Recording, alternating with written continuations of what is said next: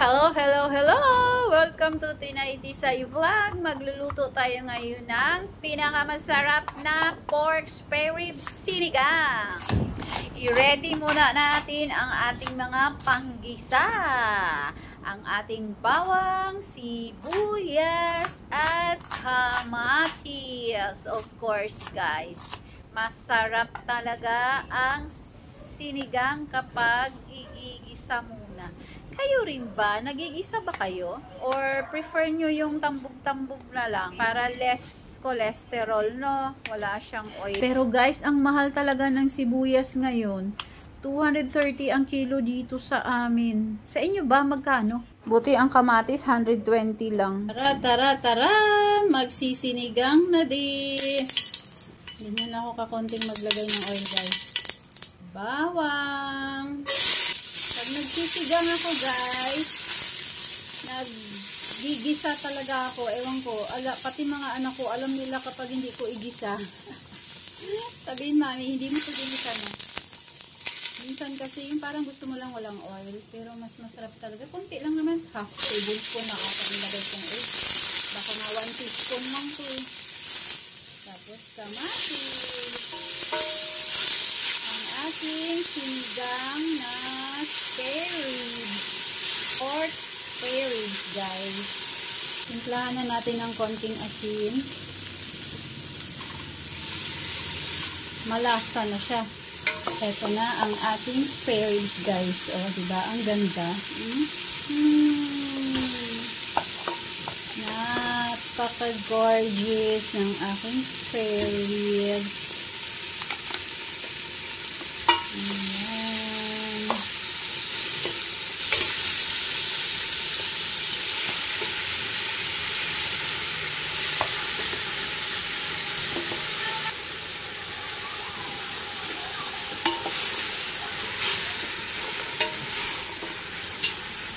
Lagyan na rin natin ang patis, guys. Pampalasa, pampalinamnam.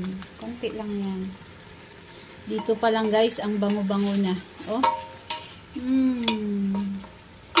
Ang sarap ng sinigang pagka i-anuhan mo. Lagyan mo ng splash of fish sauce.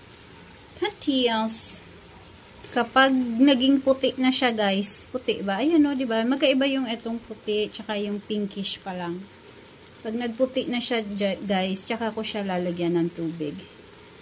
Tapos, ayan, pakukuluin na natin ang ating bagong bilhin pressure cooker. Sa tingin nyo, guys, ano ang susunod kong lulutuin dito sa aking pressure cooker? Ang makasagot, bibisitahin ko ang bahay ng 5 beses. Oh, ayan na, 'di ba? Nag-iba na yung kanyang color. Mabango na 'yan, guys. Tara, sasabawan na natin.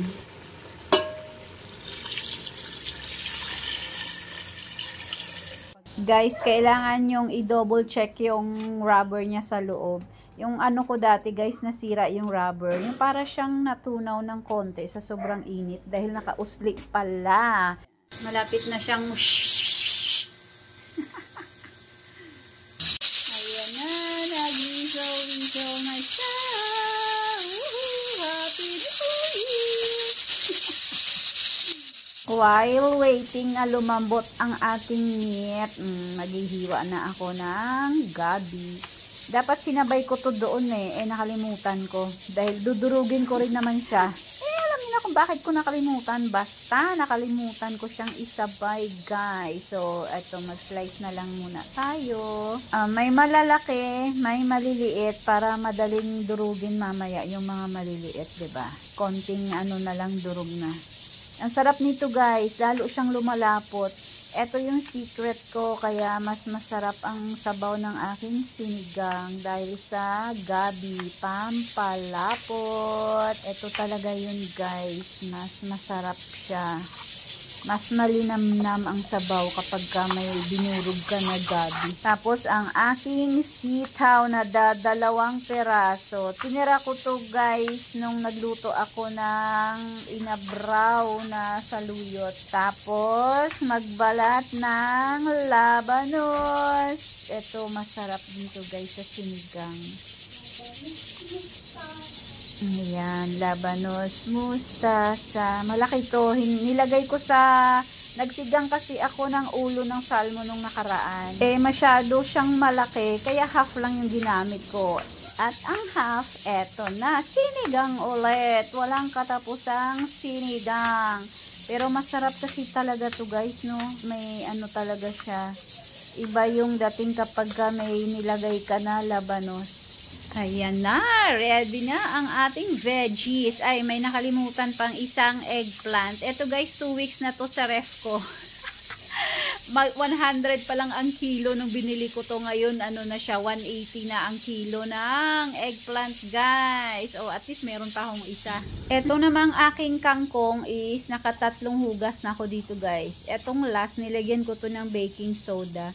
Para 'di ba talagang sure tayo na walang matitirang mga ano-ano diyan. Last banlaw para sure na malinis. Wala naman akong nakitang lumulutang na uod. O, diba? Kung meron man, masarap din yun. Pansahog din yung dagdag sahog. Ito kasi kailangan malinis talaga to dahil di natin alam saan to galing. Mamaya galing pa to sa ilog ng tralala.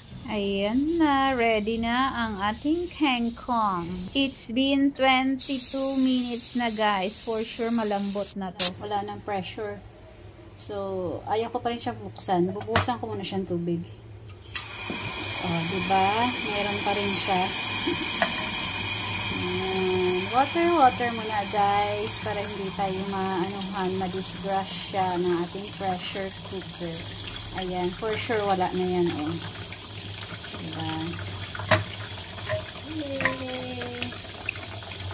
Buksan na natin guys.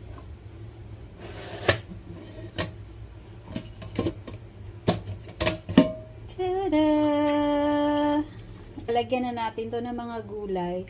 Pero hindi na natin gagamitin itong takip kasi masisira tong goma. Sa mga hindi lang alam.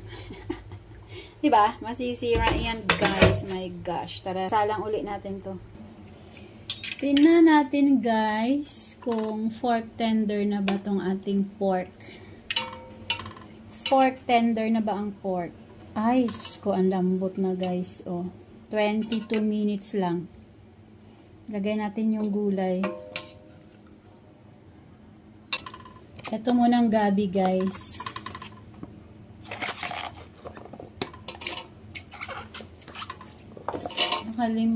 Maganda din isabay na yung gabi sa pagpapalambot para malapot yung sabaw.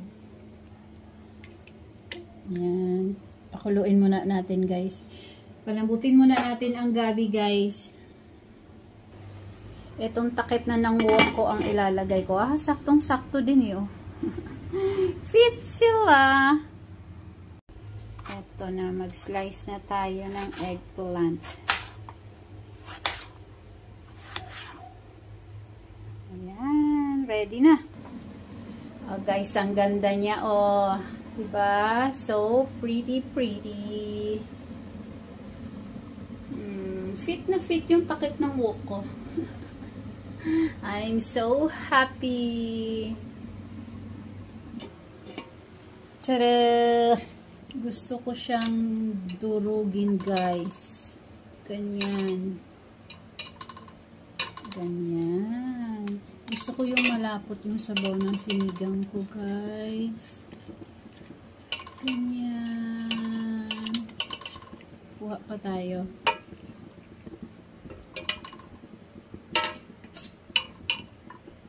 Ang sarap.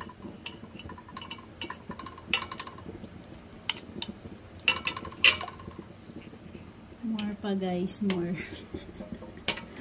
Hindi rin naman kakainin ng mga anak ko yung ganyan So, durugin na lang natin. Para maging malapot ang ating sabaw. Okay na yan guys. Ilagay na natin ang ating eggplant, radish, more radish, string beans, sitaw. Ito na guys. Asin kilig. Mekus ng konti. Tada! O, di ba? Kumukulo pa lang, bubbles pa lang, ang sarap na. Ayan na siya. Lagyan natin ng konting asin. Tapos, matabang pa rin siya. Dagdagan natin naman ng patis. Di ba? Para talagang eksakto yung kanyang timpla. Tapos, time to go na ng ating kangkong. Eto na! Eto na! Luto na siya! Ang bango-bango guys. Ang sarap ng humigop. At para ma-enjoy natin to the maximum level ang ating pork spare rib sinigang, syempre dapat meron tayong masarap na sausawan, kalamansi, patis at sili na maanghang. Oh my god. This is really delicious. Titigan mo at pagsawaan mong tingnan. Ayan na guys, ang bango-bango na. I can't wait any longer. Kain na na!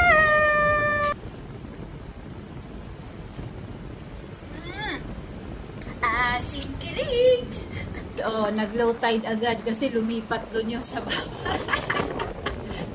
Kasi ito pa isa guys, high tide din. Nag-high tide. Sa akin, low tide lang ako guys. Ano yan? Tagtuyot.